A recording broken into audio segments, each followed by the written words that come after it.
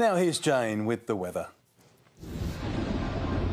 Thank you, Mitch. We're in a lengthy dry break. It should last for 2 more days. There is cloud at times, but it doesn't produce any wet weather. And this afternoon, we became a tale of 2 cities. The north was quite clear, the south covered in cloud. That included Seaford, pretty much anywhere south of Werribee through to Moorabbin. The city began the day clear and just under 7. There was a bit of morning cloud, then the weak afternoon sunshine. The winds are light this far north from the coast.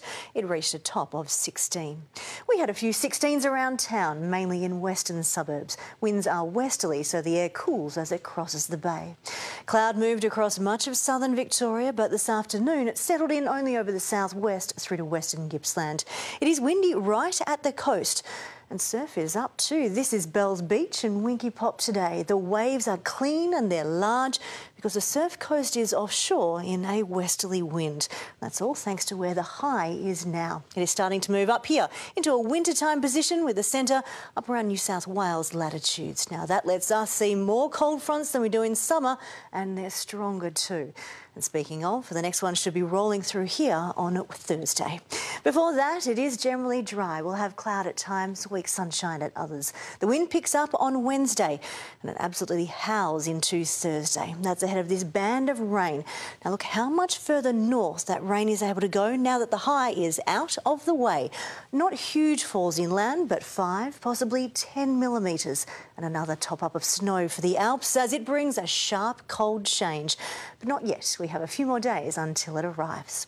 Around the nation tomorrow, the high makes it sunny in Brisbane and Sydney. Adelaide does look generally dry. Perth has showers and storms developing. To Victoria, patchy frost inland, particularly in the northeast. Light rain right at the southwest and western Gippsland coast. Otherwise, generally dry, but you can't rule out the odd light shower nearer to the coast, as some of that cloud spreads further north and east, but no rain there. Closer in, there's lots of cloud during the morning. That continues in the afternoon, but with some increasing sunny breaks. A light to moderate northwest wind making it a degree or 2 higher than today.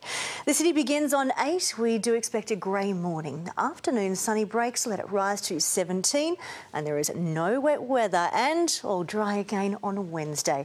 A bit more sunshine, but the wind picks up, so 17 won't feel quite as nice. As we go into Thursday, 17 is what I'm expecting during the morning. Dry all morning, howling northerly wind.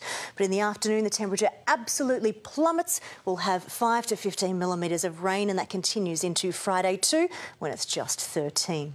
Tomorrow, afternoon sunny breaks. We're looking at no rain at all, a top of 17. So that is not bad for late May, particularly with what's coming later in the week. No, we'll take that. Thank you very much indeed, Jane.